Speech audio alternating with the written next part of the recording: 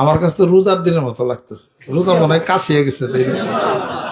এই রোজা আসার আগে যা খাইবেন হার পেট করে নেন, সারা দিন না খেয়েও থাকা, ইফতারের সময় খাইবেন, ফের সময় খাই, জম্মের খাওয়া, পেটে যেন নিকোড়া যায়, এই খাওয়াই কিছু পাইবেন না। রোজার দিনে সাহেরি নিতে হয় হলো বরকতের জন্য, সুবহানাল্লাহ, বরকতের জন্য এটা নিতে হয়, এটা আর তো কিছু না। রমজান মুবারকের আগে একটি মাস আছে, যে মাসের নাম হলো শাবান মাস। শাবান মাসের অর্ধেক, তার মানে 14 তারিখ দিবাগত রাত, তাহলে পরের দিন 15 তারিখ হয়ে গেল। আরবিতে রাত হলো আগে, দিন হলো পরে। এটা 14 তারিখ দিবাগত রাত। তুবা লিমান ইয়ামাল ফি লাইলাতিস শাবানে, শাবান মাসের এই রাতটিতে, নিসফে শাবানে যে ব্যক্তি ইবাদত করলো, তুবা, তার জন্য সুসংবাদ, তার জন্য খুশির সংবাদ, তার ভাগ্য ভালো, এবং তার জন্য খায়রা বরকত, খায়রা, তার জন্য বরকত হবে এই মাসে। এখন শবে বরাত, শবে বরাতে কোরআন নাজিল হয়েছে, ইখতিলাফ আছে, মতানৈক্য আছে। শবে কদরে কোরআন নাজিল হয়েছে, শবে বরাতেও কোরআন নাজিল হয়েছে। তাফসীরের মধ্যে দুটার মধ্যে ইখতিলাফ আছে। হামিম অল কিতাবিল মুবিন ইন্না আনজালনাহু ফি লাইলাতিন মুবারাকা, ফি লাইলাতিন মুবারাকা ইন্না কুন্না মুনজিরিন ফিহা ইউফরাকু কুল্লু আমরিন হাকিম আমরাম মিন ইনদিনা ইন্না কুন্না মুরসিলিন। এটা হলো শবে বরাতের কথা বলা হয়েছে। শবে বরাতে কোরআন নাজিল হয়েছে, অর্থাৎ শাবান মাসের 14 তারিখে কোরআন নাজিল হয়েছে। কোথায় কোরআন নাজিল হয়েছে, কথা ঠিক, কোথায় প্রশ্ন হলো এই জায়গা। শবে কদরে কোরআন নাজিল হয়েছে দুনিয়ার এই আসমানে, প্রথম আসমানে কোরআন নাজিল করছেন আল্লাহ পাক।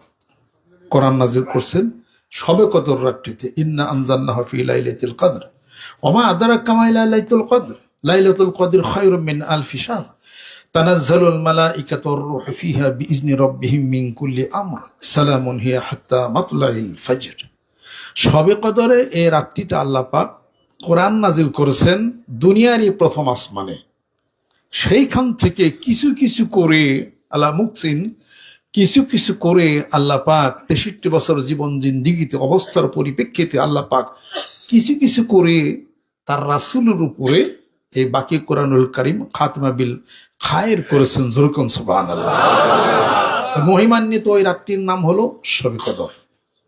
তবে শবে বরাতেও কোরআন নাজিল হয়েছে, দুটা নিয়ে ওলামাদের মধ্যে ইখতিলাফ রয়ে গেছে। সমাধান এইভাবে করছে ফাকাইফাত তাতফিক, এভাবে করেছেন যে শবে বরাতে কোরআন নাজিল হয়েছে বাল হুয়া কুরআনুম মাজিদুন ফি লাউহিম মাহফুজ, লোহে মাহফুজে, ঊর্ধ্ব জগতে আল্লাহ পাক সে কোরআন নাজিল করেছেন। সেইখান থেকে আল্লাহ পাক কোরআন নাজিল করেছেন শবে কদর রাত্রিতে প্রথম আসমানে। সেখান থেকে আল্লাহ পাক হামিম ওয়াল কোরআনিল হাকিম, সেখান থেকে আলিফ লাম রা কিতাবুন আনজালনাহু ইলাইকা লিতুখরিজান নাসা মিনাজ যুলুমাতি ইলান নূর, সেখান থেকে আল্লাহ পাক তার রাসূলের উপরে কোরআন নাজিল করেছেন কিছু কিছু করে 63 বছর জীবনে। যখন সুবহানাল্লাহ, কয়বার? 3 বার। সুবহানাল্লাহ। কোরআন নাজিল হয়েছে শবে বরাতে, সেই আল্লাহ পাক সেই বরকতটা বিলি বন্টন করে শবে কদর রাত্রিতে সব বিলি বন্টন হয়েছে, নাজিল হয়েছে তার বরকত নিয়ে, বরকতের বিলি বন্টন হয়েছে শবে কদরের ভাগ্যের রজনীতে। যেরকম সুবহানাল্লাহ। শবে বরাত এটাও ভাগ্যের রজনী। এই সম্পর্ক হাদিস শরীফ রয়ে গেছে। অনেকে বলে হাদিস শরীফে নাই, এ নামাজ কয় রাকাত পড়ে। আমার বক্তব্য ইউটিউবে যাচ্ছে, ঠিক আছে তো? ইউটিউবে যাচ্ছে, তিরমিজি শরীফের মধ্যে আসছে। তবে নামাজের এই কায়দায় নামাজ পড়বেন, এই ধরনের কোনো হুকুম হাদিস শরীফে নাই, এই ধরনের কোনো হুকুম নাই।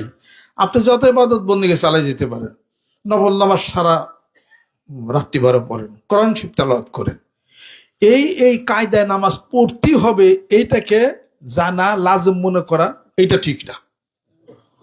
কোন ব্যক্তি যদি সূরা 2 রাকাতে 4 রাকাত নামাজ 3 4 12 রাকাত নামাজ পড়ছেন, এবং হাদিস শরীফে রয়ে গেছে তিরমিজি শরীফের মধ্যে যে প্রথম 2 রাকাতে 4 রাকাতে সূরা ফাতিহার সাথে সূরা ইখলাস 10 বার, পরে 2 রাকাতে 4 রাকাতে সূরা ফাতিহার সাথে সূরা ইখলাস 25 বার, তারপরে 2 রাকাতে 4 রাকাত সূরা ফাতিহার সাথে সূরা ইখলাস হলো 50 বার। 50 বছর সগীরে গুনাহ আল্লাহ পাক মাফ করবেন। পড়তেই হবে তা না, কথা কি বুঝিয়ে পারছি? পরে বরকত আছে, না পড়লে সমস্যা নাই, কিন্তু পড়তে হবে। আমি জমতাছি করতেছি পইরা গেলাম, কিন্তু আমাকে 50 বার সূরা ইখলাস পড়তে আবার হবে, এ ধরনের কোনো বাধ্যবাধকতা নাই।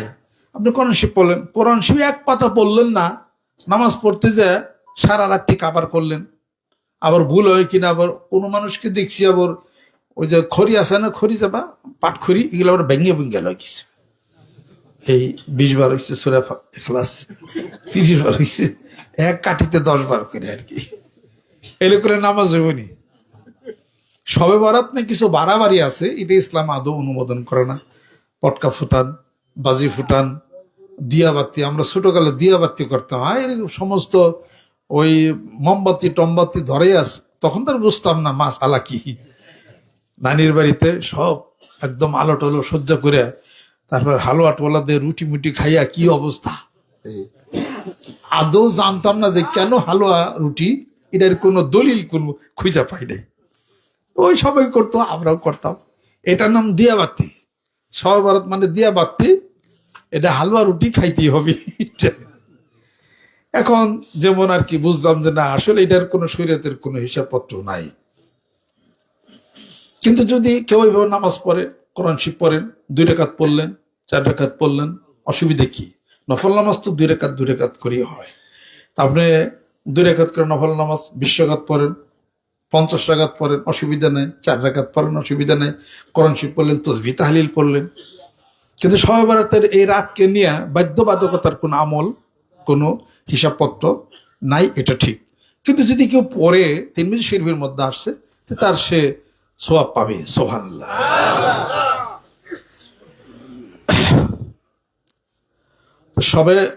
সবে বরাত ভাগ্যের রাত, ভাগ্যের রাত।